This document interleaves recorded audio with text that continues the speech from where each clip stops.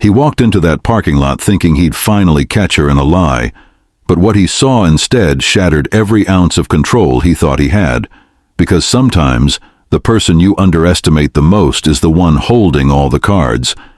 And on that cold November evening, Marcus learned that silence isn't weakness, it's strategy. Before we dive deeper, let us know in the comments where you're watching from. We'd love to hear from you. And if you're new here, click on the subscribe button so you never miss any of our upcoming videos. What makes a man believe loyalty is his birthright, even when he's never given it in return? How does a woman stay so calm while her entire world is being disrespected? And what kind of secret could make a man who controls boardrooms drop to his knees in a parking lot, realizing he never controlled anything at all? This isn't just a story about infidelity, it's about ego. It's about the quiet kind of revenge that doesn't need courtrooms or confrontation. It's about the moment when the person you thought would never leave becomes the person you can't live without. And by the time Marcus understood that, it was already too late.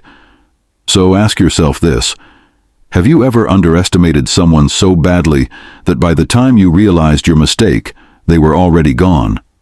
Because that's exactly what happened here. And the fallout? It was devastatingly poetic. Marcus and Elena were the kind of couple people envied from a distance.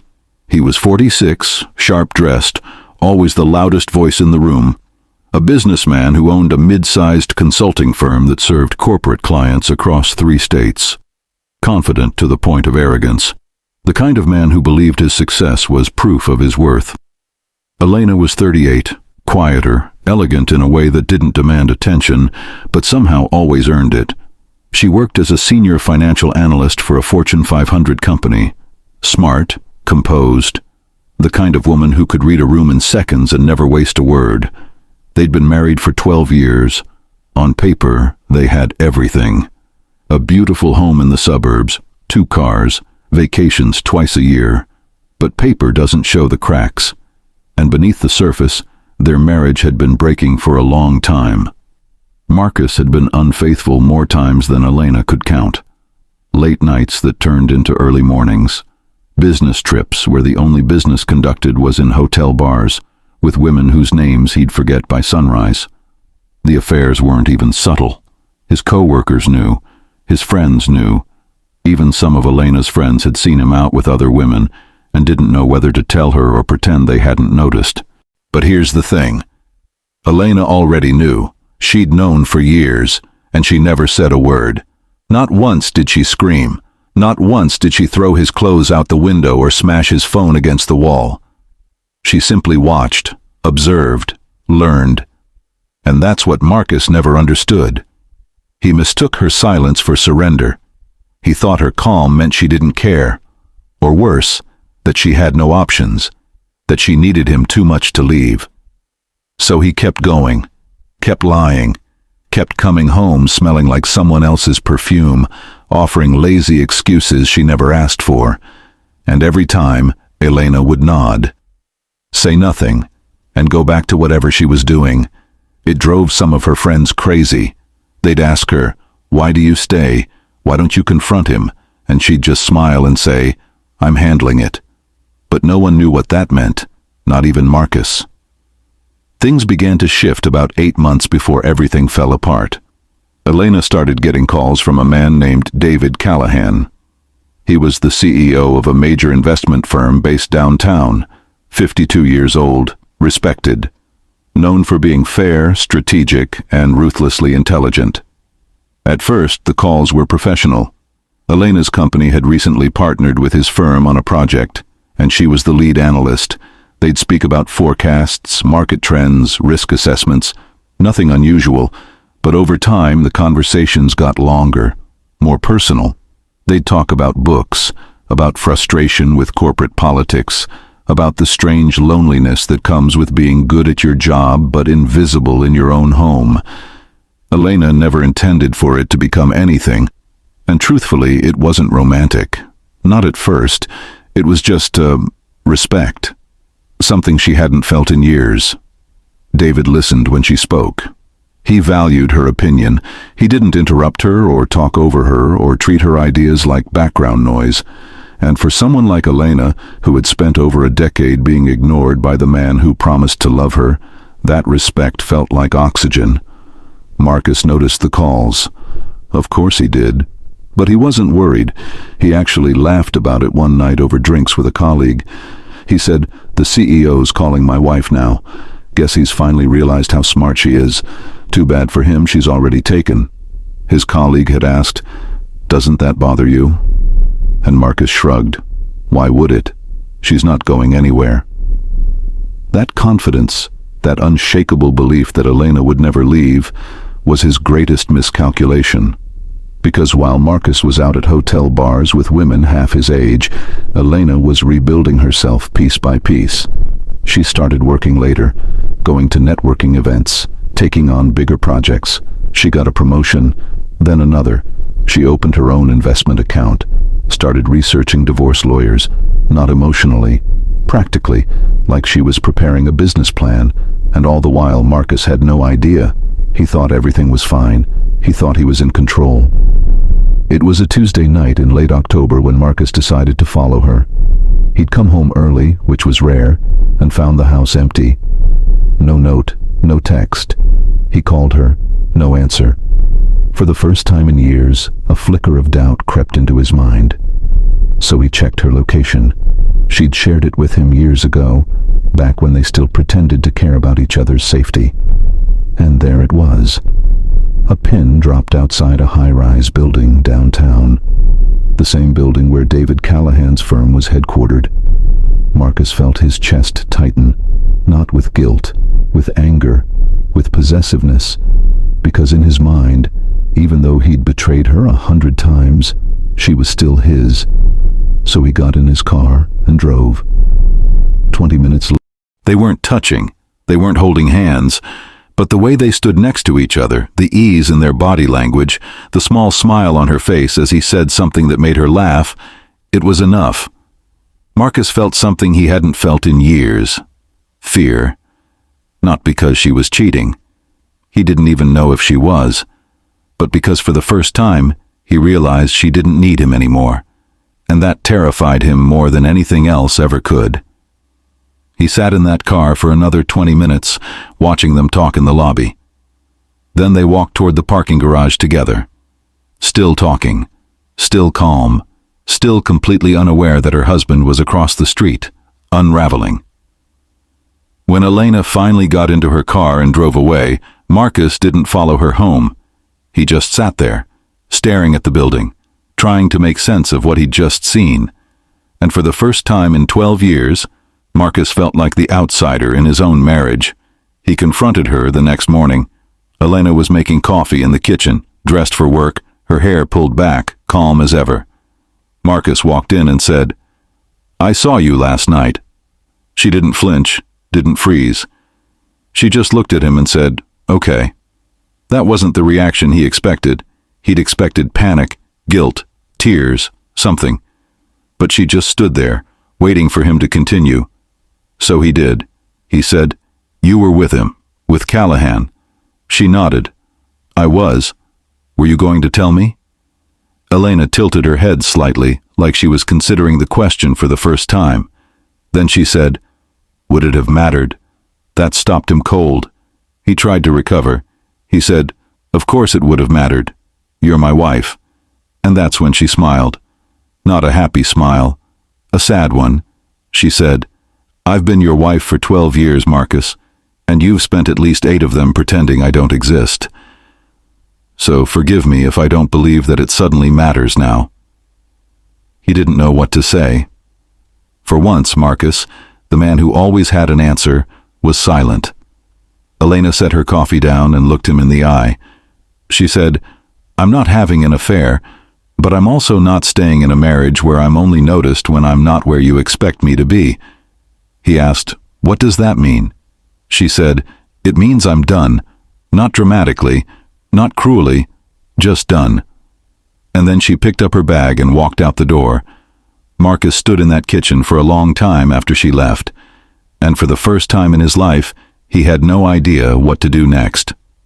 The Unraveling, 30 June 38, Shacktown. Over the next few weeks, Marcus's world began to fall apart in ways he never saw coming. First, a major client pulled their contract. No explanation. Just a polite email saying they'd decided to go in a different direction. Then another. Then another. His business, which had been steady for years, started hemorrhaging money. He called old contacts. Most didn't return his calls. The ones who did were vague, uncomfortable. One finally told him the truth. Word had gotten around, not about Elena, about him, about the affairs, about the way he talked about people behind their backs, about how he'd once mocked David Callahan at a conference, calling him old-fashioned and irrelevant, not knowing that half the room respected Callahan more than they'd ever respect Marcus. Reputation, it turns out, is fragile, and Marcus had spent years assuming his success made him untouchable. He was wrong. At home, things were worse. Elena had moved into the guest room.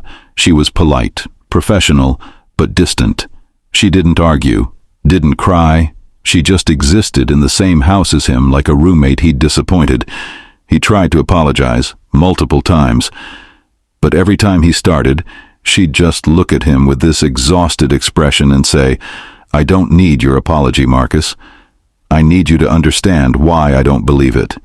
And he couldn't argue with that, because deep down, he knew she was right. He wasn't sorry for what he'd done. He was sorry he'd gotten caught.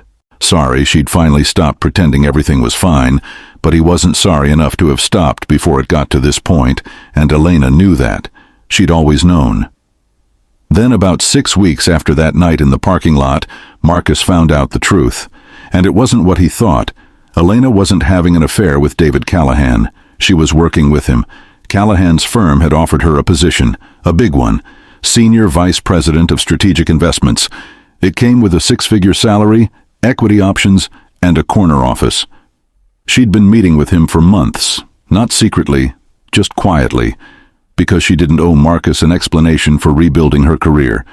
The promotion was announced internally at her old company first. Then it hit the business news sites. Marcus saw it on his phone while sitting in his car outside a coffee shop. There was a photo. Elena and David standing together at a press conference. She looked confident, happy, powerful. And Marcus felt something break inside him that he didn't know could break. It wasn't jealousy. It was irrelevance. Because while he'd been running around thinking he was the center of her world, she'd been building a life that didn't include him at all. And the worst part? She'd done it without anger, without revenge. She'd simply decided she deserved better. And then she went out and got it. Marcus tried calling her that night. She didn't answer. He tried again the next day. Nothing. Finally, he showed up at her office. The receptionist told him Ms. Elena was in a meeting. He asked when she'd be free. The receptionist smiled politely and said, "I'm not sure. Would you like to leave a message?" He didn't. He just left. And as he walked back to his car, he realized something. He'd lost her. Not because she'd betrayed him, but because he'd spent so many years betraying her that she'd finally stopped caring. And there's no coming back from that. 3 months later, the divorce was finalized. No drama, no courtroom shouting, just 2 lawyers, some paperwork, and a judge's signature. Elena kept the house. Marcus moved into a small apartment downtown. His business never fully recovered. He still worked, still had clients, but the respect was gone. People were polite, professional, but distant. He'd learned the hard way that reputation isn't built on success. It's built on character, and his had been exposed. Elena, meanwhile, thrived. She traveled for work, spoke at conferences, built a name for herself in an industry that respected her not because of who she was married to, but because of what she could do. She didn't talk about Marcus, didn't trash him to friends or colleagues. She just moved on. And that, more than anything, was the final blow, because Marcus had spent years believing she needed him, that she'd fall apart without him, that no matter what he did, she'd always be there. But she wasn't. She was fine. Better than fine. and he was the one left picking up pieces he didn't know how to put back together. One night, about 6 months after the divorce, Marcus ran into her at a charity event. She was there with David Callahan, not as a couple, as colleagues, friends maybe. But the way they stood together, easy and equal, was something Marcus had never given her. He thought about walking over, saying something. But what would he say? "I'm sorry didn't feel like enough. And I was wrong, felt too small for the damage he'd caused. So he just watched her from across the room. And then he left, because some mistakes don't get second chances. Some people don't come back. And sometimes the only thing left to do is accept that you were the villain in someone else's story, and try, if you can, to be better in the next one." So here's the question. Have you ever taken someone for granted so completely that by the time you realized what you had, they were already gone? Have you ever been so sure of your own importance that you forgot the people around you had choices too? Marcus thought he was untouchable. He thought success meant he could do whatever he wanted. He thought Elena's silence meant she didn't care. But silence isn't weakness. It's often the sound of someone making a plan. And by the time Marcus realized that, Elena was already 3 steps ahead. This story isn't about revenge. It's about self-respect. It's about the quiet strength it takes to walk away from someone who doesn't value you. And it's about the painful truth that some lessons only come after you've already lost everything. Elena didn't need to destroy Marcus. She didn't need to humiliate him or fight him in court or blast him on social media. She just needed to choose herself. And that, in the end, was more powerful than anything else she could have done. So if you've ever felt underestimated, overlooked, or taken for granted, remember this. Your silence doesn't mean you're weak. It means you're watching, learning, preparing, and when the time comes, you'll be ready, just like Elena was. So what do you think? Do you believe Marcus could have changed if he'd realized sooner? Or was Elena right to walk away without looking back? And if you were in her position, would you have handled it the same way, or would you have confronted him earlier? Let us know in the comments. We'd love to hear your thoughts. And if this story resonated with you, if it made you think about respect, choices, and consequences, then make sure you subscribe so you never miss our next story. Because next time, we're diving into a tale about a man who thought he could rewrite his past, only to discover that some doors, once closed, can never be opened again. Thanks for watching. And remember, never mistake someone's silence for weakness. It's often the sound of wisdom preparing to speak.